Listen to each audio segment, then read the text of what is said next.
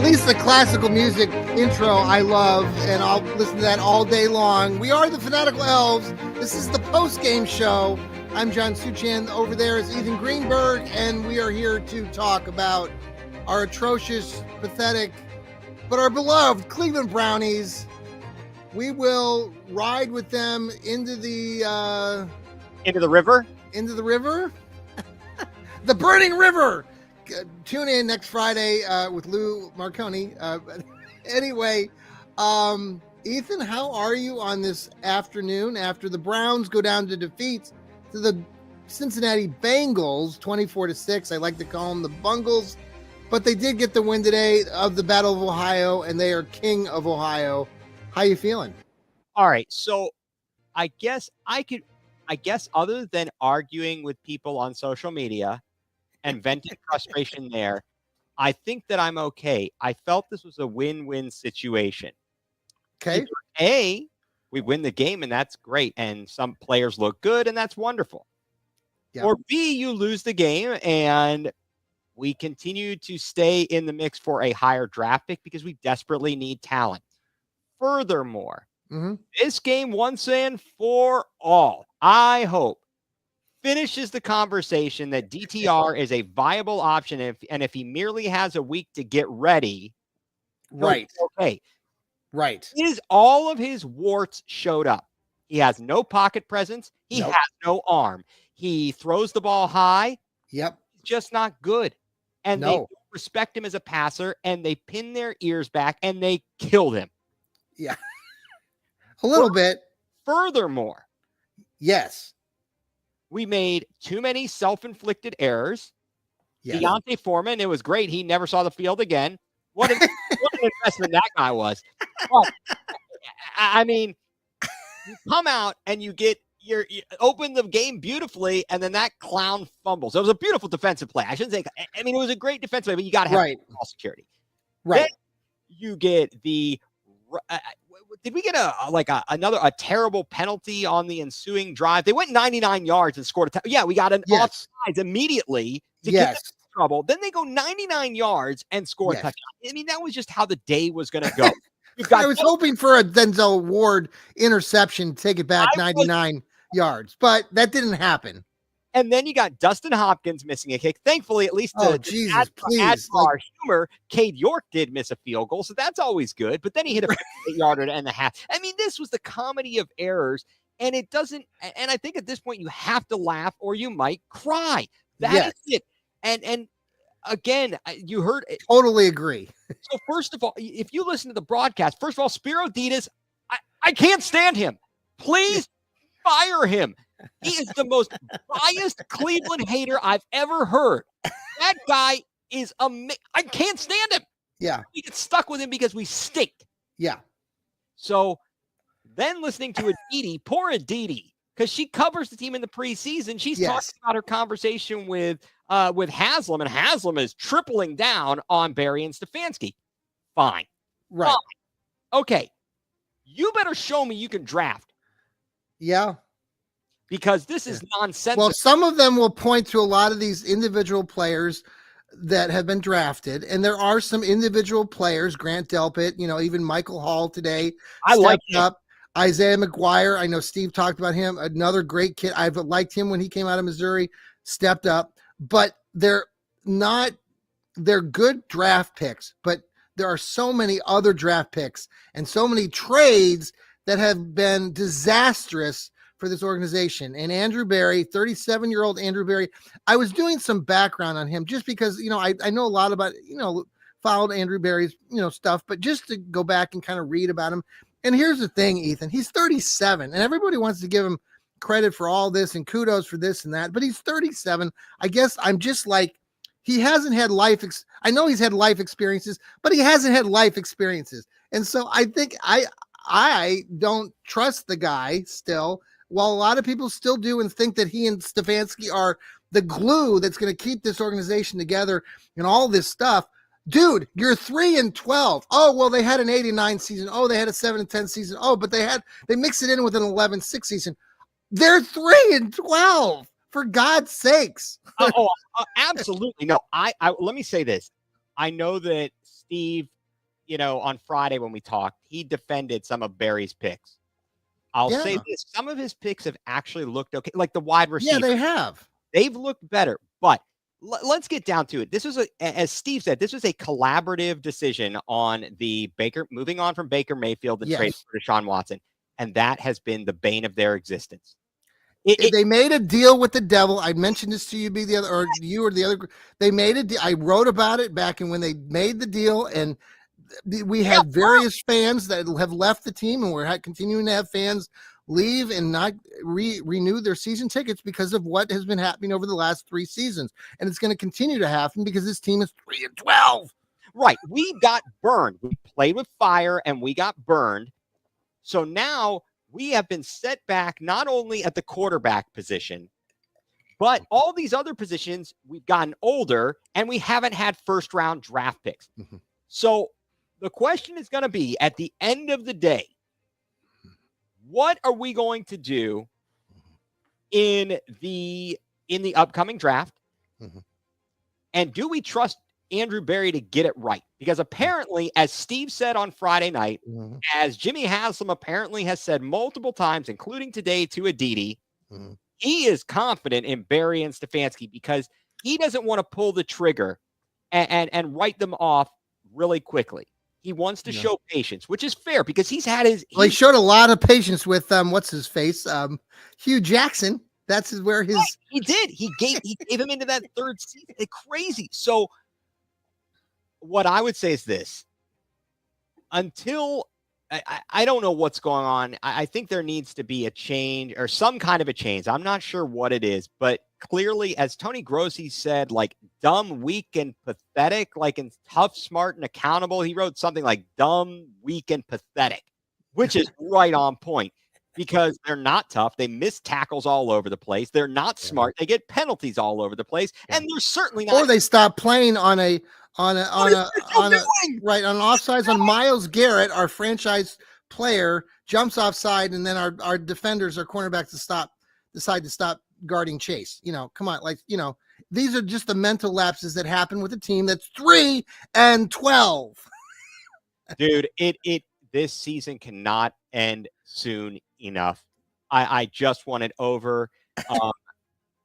I laughed my butt off, to be quite frank, at the stupidity and the comical nature of the way we managed to poop the bed today. Yeah. And I mean, every single thing that you could imagine a bad team doing, they did. Yep. But I'm handling it. Let's talk about DTR for a split second here.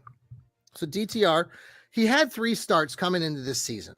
Okay. It's not like he hadn't ever started a football game before. Right. He got thrown into the fire a year ago when they played the Ravens, and Watson decided that he couldn't go and he was a baby and all this stuff. So they throw DTR in there. Okay. I'll excuse that game. All right. Then he plays Pittsburgh. Now I was there in attendance at the Pittsburgh game when they beat him, when the Browns beat them 13-10 late in that game.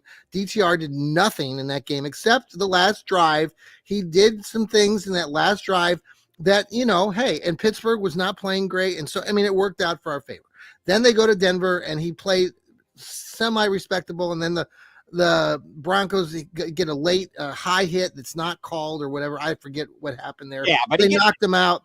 Yeah. So now we get to this year. And now you see Winston, who's throwing for 500 yards a game a couple weeks ago. He's a pick happy, quarterback, so you're going to put in DTR now. Winston doesn't even get to dress, or he dressed, but he was the emergency quarterback today. And now we're told that, DTR is going to pretty much play out the season as far as he's healthy because you got Bailey Zappi as the backup. So DTR. So today, I don't have his stats in front of me right now, but I think he had 2 or 3 interceptions. It ended up, and again, like you said, Ethan, high passes, tip balls that were easy picks for these Cincinnati Bengals. Yeah. He did some things with his legs, but he was so jumpy. His pocket presence, like you said, is just atrocious. And it looks like watching a high school game. I mean, that's what you saw, a quarterback back there it looked like you were a high school quarterback playing against the pros. That's literally what it seemed like to me. Yeah, it's fear and panic. Yeah. And just it's what's the word I'm looking for? Not schizo. I don't know. Is schizophrenic the right word? Sure. I mean, What? schizo, right. Yeah, he just it's a mess. But Ah. let me, as you and I talked a little bit, what I'm thinking is, look, this can put this to rest and put it to bed. Yeah. This guy is not a future starting quarterback in this league or for this team. Maybe the XFL, right? Right. No. He is at best a backup. And the only reason he is still on this team is because he was a draft pick. Had he not been a draft pick, he wouldn't be on this team. Right. I like some things he did, like you said, with his legs. But first of all, he's a twig. He's going to get broken again, and he makes plays which are not going to help him stay healthy. But the fact that he consistently throws high passes, he consistently is, running out of the pocket immediately. It's what college quarterbacks can get away with against bad teams that you cannot get away with at the NFL level. And it's a disaster out there. And there's a reason he hadn't started until now. It's because the coaches see it every day in practice. And I don't know what his future holds, but he's cheap. It doesn't matter. Well, keep him around, bring in somebody else. Well, What everyone's been talking about since a couple days ago is, okay, Kirk Cousins is out there. Potentially bring him in. The Falcons have got to pay him. We end up paying him like $1 million, a buck pretty much, to come in here and kind of be a Band-Aid until we can find somebody else. It was interesting on the on the TV programming. I don't know if it was your favorite commentator, but he was talking about Winston or Watson coming back. I'm like, don't say that. There are lots of us Browns fans listening to this. Did you hear that part where he was talking about Watson coming back next year and, after his injury? And we're like, no, he's not. No, they don't know what they're talking about. I can't. Right. He and Adam Fart Chuleta, Spiro Duty and Adam Fart Chuleta, get them off my screen. He ruined the NCAA. Now I like Vilma. Now Vilma, I don't. The other crew, I like them a little bit better because I don't know. Vilma and Kenny Albert were in Philadelphia, and they were busy celebrating Kenny Albert's 300th broadcast with a cake. At the last game, they were talking about some other kind of food. I like Kenny Albert, but Vilma, get out of here, you Baltimore honk. Right. Well, that's true. I forgot about that part. All right. So the run game, let's talk about Jerome Ford. Where are you at with Jerome Ford? Like, when he burst, I don't know about you as a Browns fan, but like when he took off, right? Initially on that first play of the game, he bolts there. He gets past the second line. I'm like going, oh my God, like I think he's going to break it. And then I was like, oh no, he's not. And then they caught up to him. And all I'm thinking is, oh shit. Like now we're down at the goal line and we struggle. And we all know this.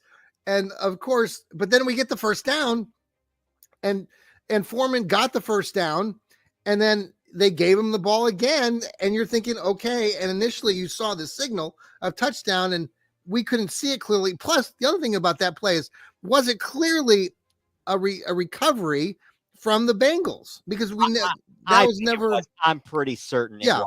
Okay. It was. Look, Foreman stinks. What a bust. What an absolute bust. Now you want to talk about free agent moves and they brought it.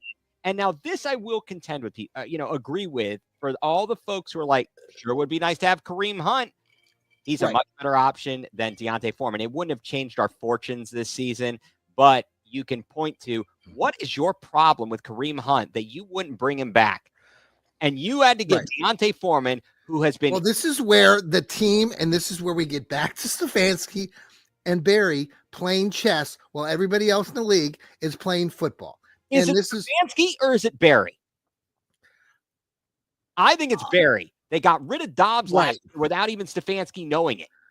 Well, see, that's a good point. Like yes, there are a couple things here where the coaches. So that's where, when they talk about them all being on the same page, I just laugh at that, because it's like, for God, that's not the case. I don't care where you work or what you're doing, what your job, what your occupation is, but I get I'm tired. And I know Steve likes to talk about it. Steve, I love you to death, but this whole thing about how, everybody's on the same page and everyone's making these collective decisions. I'm like, no, They like, can't be. you cannot have, you do not have Barry, you do not have Stefanski, and you don't have Haslam all sitting around, all powwowing and making all these calls collectively in agreement or together. I can't fathom that. This team is 3-12. And then for Haslam to talk a couple weeks ago about how he's perplexed by why this team is where they're at. I'm like,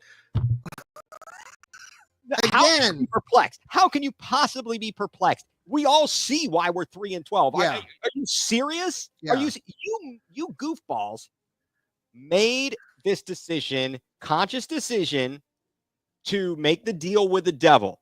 Yeah. To get Deshaun Watson. They could have said, Baker, all right, we want to move on from you, but we're going to get somebody else. No, they said, we think Deshaun Watson is his top 5 quarterback. Mm-hmm. Even if he's suspended for whatever number of games, he'll still be fine.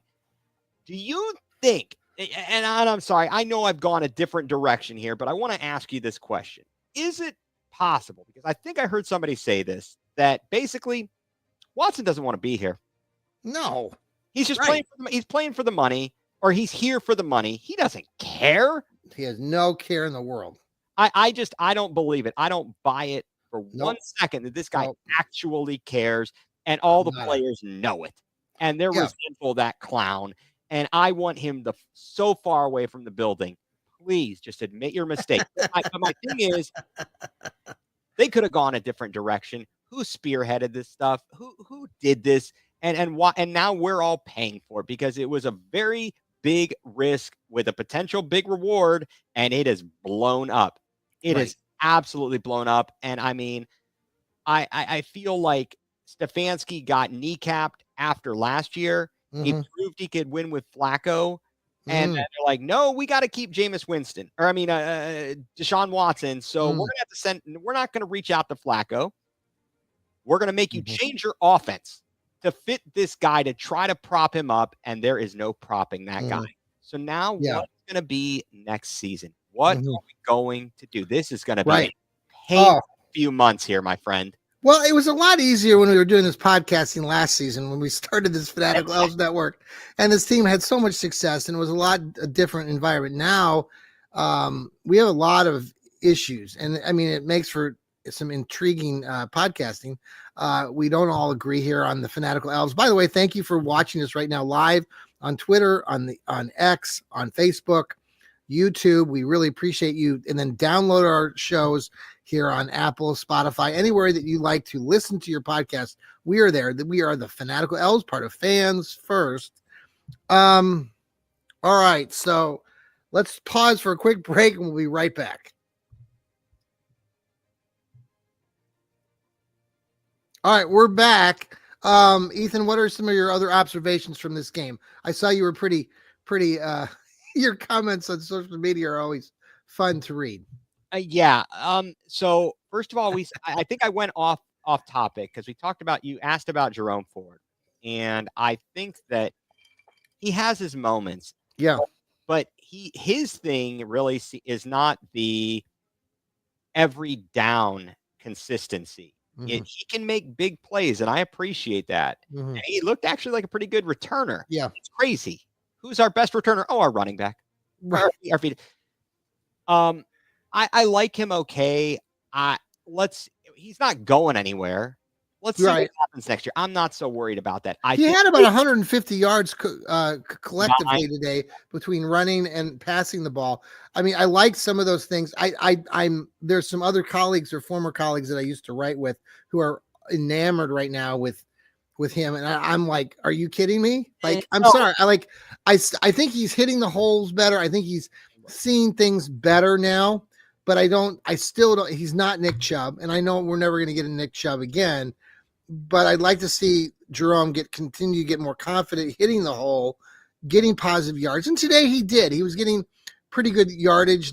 He got tripped up 1 or 2 times. Yeah. No, he did a nice job. Yeah. He did an overall nice job. But again, and then here's the next question or the thought process about this.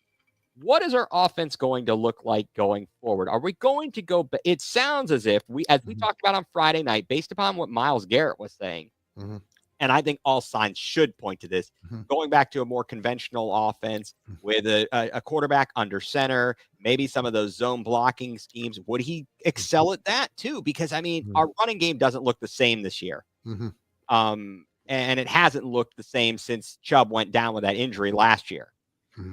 So I think he's okay. I mean, Jerry Jeudy only got targeted. He had 2 catches today. I think he was only 20 yards. Here we go. It's basically a more likable version of Deshaun Watson. Well, DTR's passes suck. I mean, he's a terrible. His passes are just bad. They don't have the touch on them. I mean, that's the one thing at least you got with Winston. Winston had a little bit more flair and understanding. Obviously, he was the number 1 draft pick in 2015. There's a big difference between a number 1 pick and a 5th round pick. Yes. And that's my whole point. For all the people that wanted to talk about it, DTR was a 5th rounder. He played 5 seasons at UCLA, and all they could muster was a 5th round pick. That's bad. That's bad. Why did you stay in college so long? Oh, you weren't good enough to come out early. Right.